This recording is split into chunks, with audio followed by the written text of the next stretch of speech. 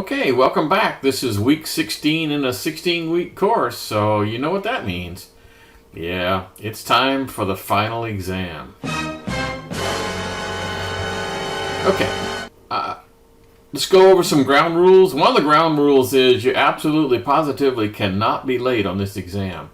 Essentially, I have to turn in your grades the following morning. So not just the final exam, but anything else you owe me, you gotta get it in by Sunday at midnight. Otherwise, you're gonna get a 0. As the rules are about the same as we did in the midterms, so let me just kind of go through it. So first of all, it's not comprehensive, so we're only talking about chapters 8 through 14. It's open book, open notes, open everything. I wouldn't care about that. There's going to be a pool of 40 questions, but you're only going to get 25 of those. I never really know which 25 you're going to get or what order they're going to appear in. So I give you the chapter and page number here to help you study for the exam.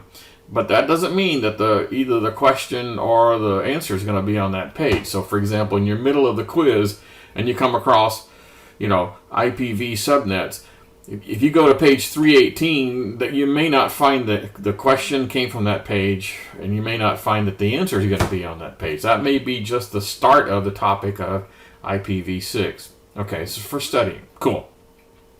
As always, there's going to be a column here for no in the book, meaning either it was not covered adequately in the book, which is likely, or not covered at all, which is not all that likely.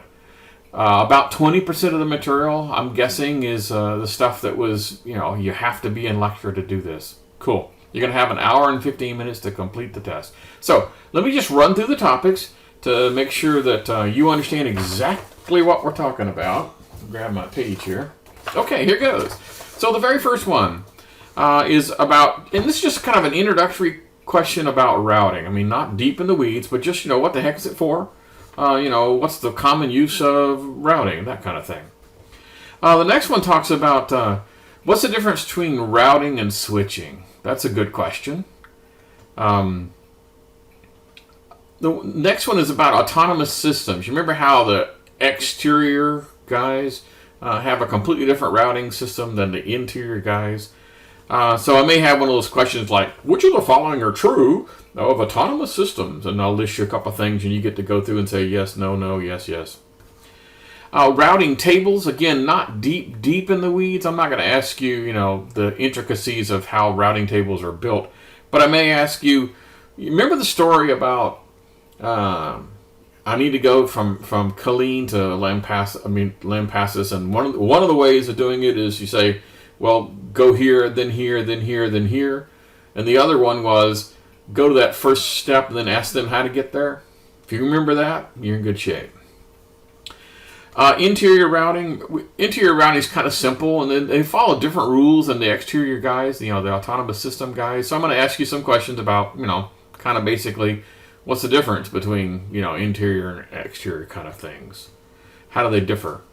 The next one is on the MPLS circuits. That's a good one. It's, it could be one of those, which of the following are true of MPLS, or it could be just asking general questions about, how it works and, how is it somehow better. The next is Chapter 9, and there was 2 sections in the book, if you recall. One of them talked about the business reasons for creating subnets, and that was a pretty good discussion.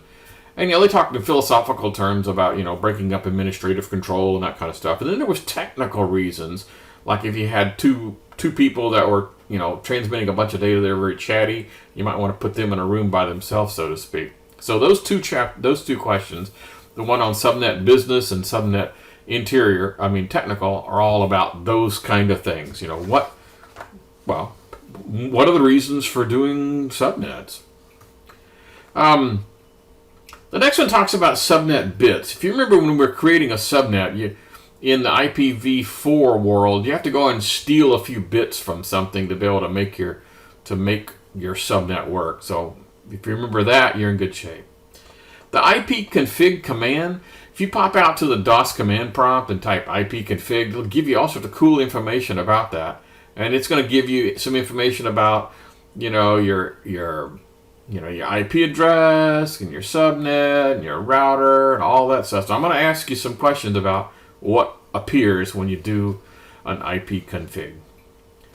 The next one talks about just the use of a subnet mask. So basically, it's going to be one of those questions like, okay, I've got a subnet mask. Now, what the heck is it for? I mean, who uses it? Is it being used at the router? Is it being used at the PC? Is it, and if it is being used, how do they use it? What do they do? The next one talks about subnets from an IPv6 point of view. Essentially the need for subnets is roughly the same between IPv4 and IPv6. It's just the mechanics of how it's done is different. So I'm going to ask you some questions along those lines. The next one is a Chapter 10 question. So we're switching into, what's the difference between, a wide area network and a local area network? So what's just the basics of it? Like, which one is fast, which one is slow, which one is congested, typically, which one is not, that kind of stuff. Likewise, on the point-to-point WAN, I may pick one of the point-to-points as an example and say, okay, given this particular point-to-point, how does this work? I mean, how many of these things do I need? How do I aggregate them together and all that kind of stuff? So just point-to-point WAN technology. The next one talks about statistical multiplexing, and we talked about how, there's an example of all sorts of WAN technologies where you can take like multiple T1s and combine them together into a single pipe, and then they pop out at the other end of the country. You remember that little map where they showed T1s coming in on one side and then have a pipe, and then T1s coming out of the other pipe? Cool. Then you know what we're talking about. Time division multiplexing, I put a no on this one. We've talked about this a great deal. We talked about, for example, why certain types of technology is better for using time division multiplexing. And this is kind of sort of a deep dive. I kind of put an asterisk next to this one in my notes because it's a technical kind of question, and I want you to dig a little deeper than saying, oh, well, it's faster. Some sort of a reason that says why this particular technology is better than that one for time division multiplexing.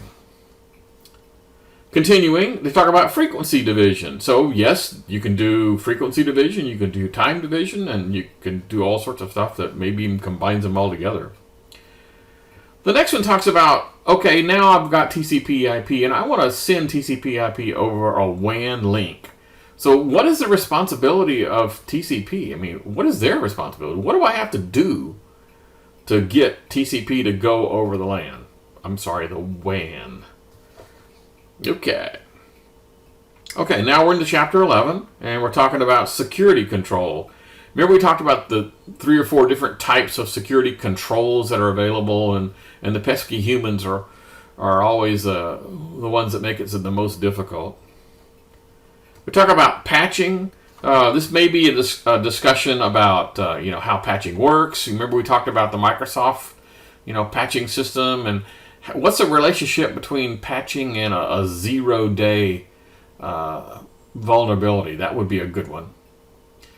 Remember authentication factors? One factor, single factor is something, and then a dual factor is probably like something that plus something that you have. And the 3-factor would be something like something that I know plus something that I have plus my fingerprint or my iris scan or something like that. Those authentication factors. Password practices. Basically, what are the best rules for how to manage passwords? How long, or the complexity, how often they get expire. Those would be good questions to ask. That one is a little weird, but that's kind of cool. It's got a no on it because I'm asking you something slightly different than what's in the book. But we covered it in the lecture, trust me. Okay, the next one talks about antivirus software. And this one I put an asterisk by because it's kind of complex too. This is a deep dive. And I'm asking you some questions about, how does Norton, for example, create an antivirus signature? How do they create a signature to send out to people to protect their systems? How's that done? So yeah, that's a good question. The next one talks about encryption types. And remember we talked about, the major types of encryption, and so this would be, I think, a pretty simple one about, like, I'll give you some examples and say, what type of encryption is this? Next one is Chapter 12, so we're kind of moving along here. So Chapter 12 is on multitasking. And so I'm going to ask you some questions. For example, what does it mean by multitasking in an operating system? What is it similar to, or what does it not do? Things of that nature. Kind of along the same lines as the next one, talking about the difference between processes and threads. One of those is a parent of the other. And so which one is it? Is it that a thread can have multiple processes, or a process can have multiple threads? Or which one's expensive and which one is cheap? That would be a good kind of question. The next one talks about the concept of least privilege. And we've talked about this on and off through the entire class. But essentially what we mean is I'm not given the keys to the kingdom. I'm given only the resources that I need to do exactly what I'm supposed to do. And I'm not given more keys to everything, just the keys to the places I need to go. The concept of least privilege. Don't provide me more than what I need. The next one talks about virtual machines. We talked about this a bit. One of the things in virtual world is we talked about like the type 1 and the type 2, and I gave you some examples of each. If you can remember that, you're in good shape. Cloud computing, I like cloud computing. You could probably have figured that out by now. And so I'm going to ask you some questions about, what's one of the coolest benefits of using cloud computing, which is practically impossible to do in other areas. Okay, the next one talks about service level agreements. So now we're in Chapter 13. And so what's that all about? What's the whole purpose of a service level agreement? Is there something magical about that? That would be kind of a good thing to know.